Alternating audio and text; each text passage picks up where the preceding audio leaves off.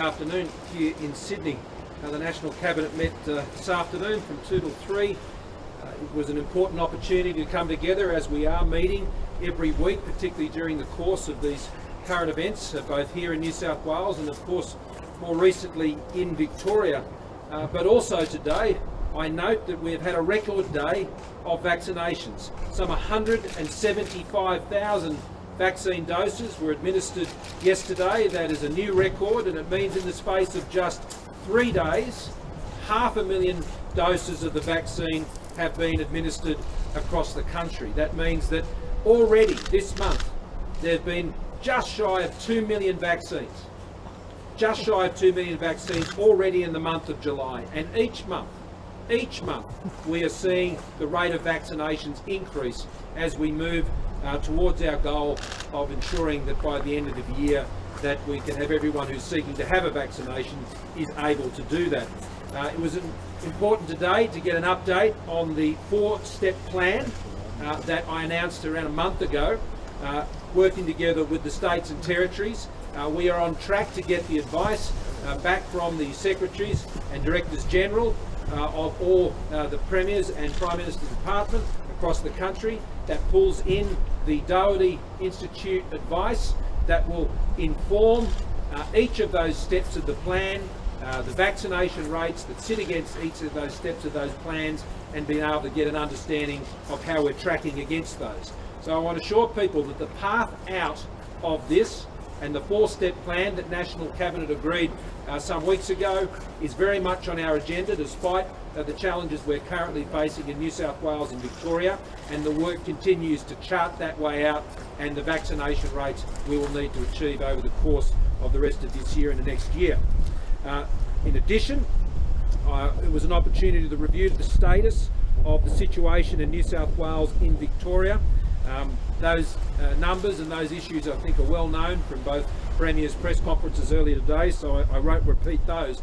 But I do note that both Premiers have made it clear, and this is the focus of National Cabinet, that the cases, the target here is to reduce as far as possible to zero the cases that are infectious in the community.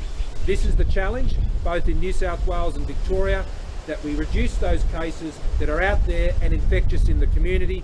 We've seen that rising, and we need to see those come down, and so encouraging people to stay home, to get tested and get vaccinated are the core messages behind that.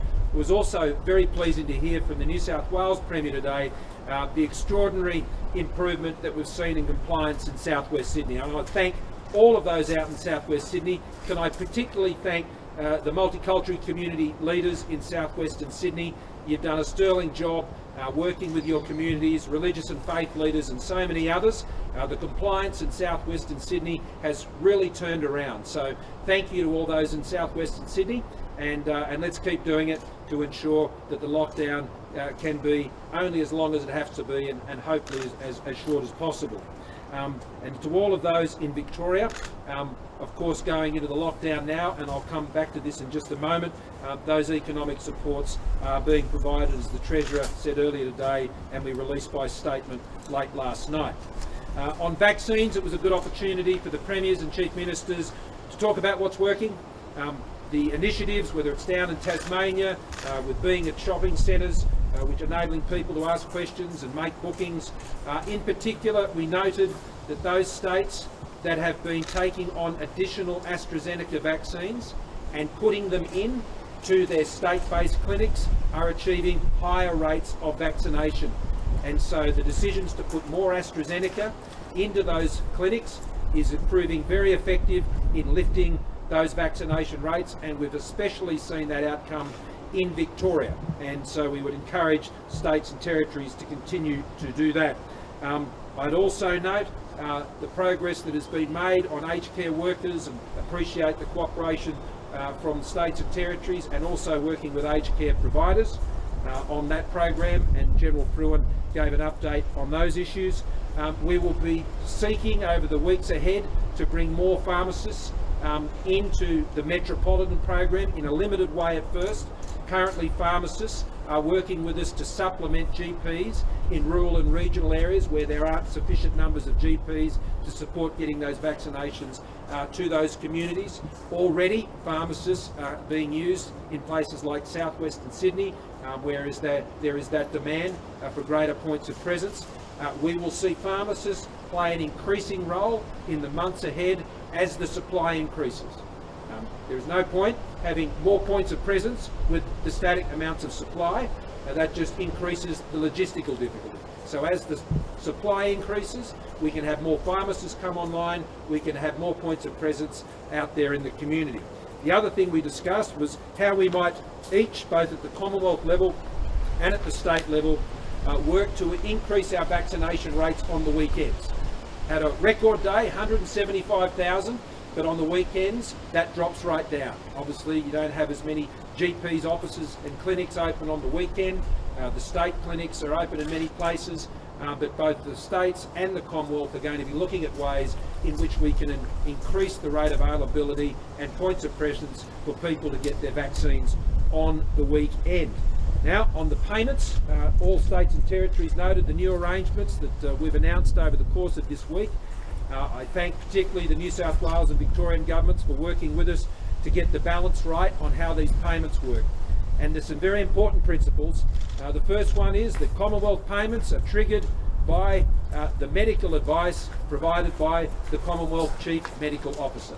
Just like states will act on and listen and be guided to the advice by the advice of their Chief Health Officers, Commonwealth decisions are guided by the medical advice of the Chief Medical Officer, which you've seen the hotspot declared last night for those areas in Melbourne and a range of other areas around towards Geelong. Equally, you've seen the Commonwealth Chief Medical Officer declare hotspots across Greater Sydney.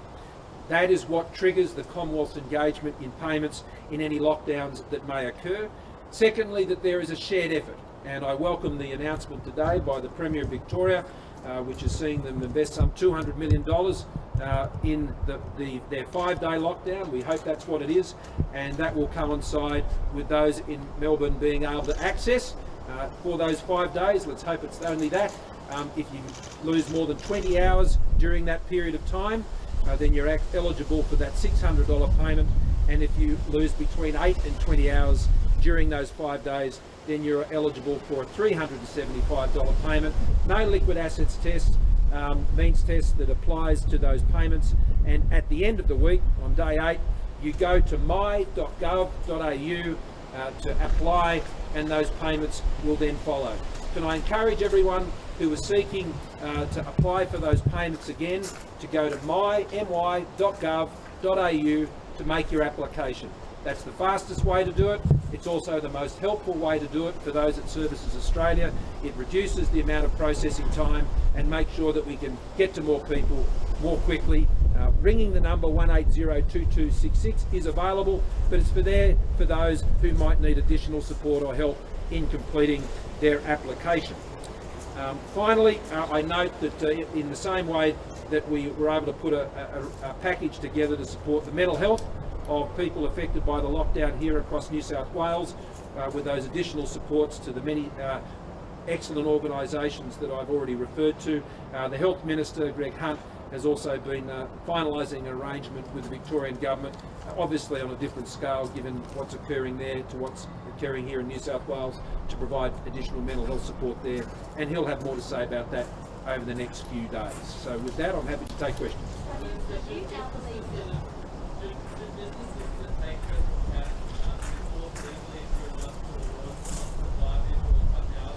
Not to what, sorry? Well, the arrangement that the New South Wales Government has is that they declare what their head count is, and they need to keep that head count.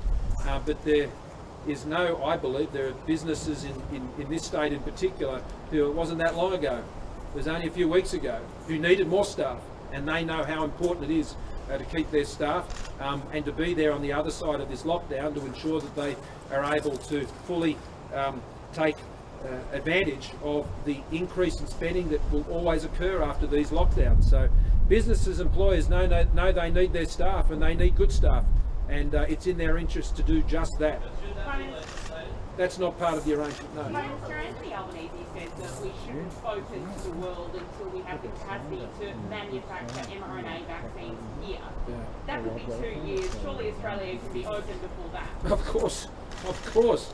I mean, Anthony Albanese's plan to open Australia up in 2023, I don't think is something that Australians would welcome.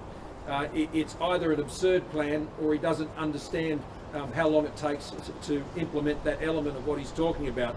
And so, look, I'll leave his ideas to him. We'll get on with the program that we're running, and I'll leave him to his plan. Do you now believe that small farmers early lockdowns is a better solution than what you previously thought was standard? I believe that states need to take the best possible health advice and do what's right for the interests of their citizens and the broader Australian population. And I believe all states and territories are always trying to do that. Do you think New South Wales should further tighten restrictions given we still have a high number? Well, I think the Premier has already indicated what she's preparing to do there. In terms of the origin of this virus, we go back, you would have heard overnight the Director General of the World Health Organisation that he was premature to rule out a leak from a Wuhan lab. What's the reaction to that, and do you think there has been a thorough enough investigation? Well, Australia has always just simply wanted to know, for the sake of world health. There's no politics in this. What happened? How can we prevent it from happening again?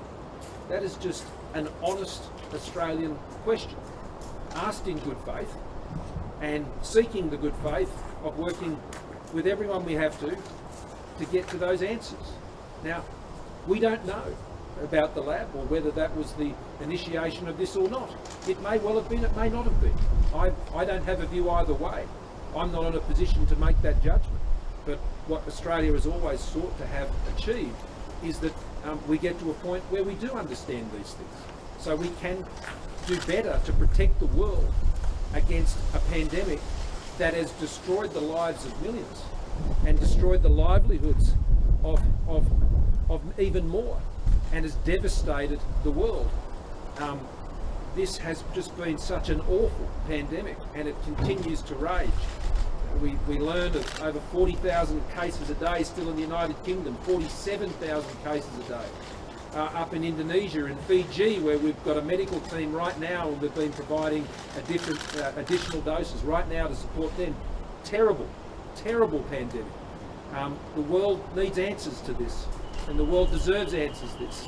And those who have lost their lives and lost their livelihoods, they deserve answers, and Australia will continue to ask the questions to get those answers. Going into the weekend, you've got... Sorry, I could hear you. If the Commonwealth had provided more income support in the first wave of business lockdown, do you think that would have helped stop this? No, it had no bearing on the New South Wales government's decision whatsoever.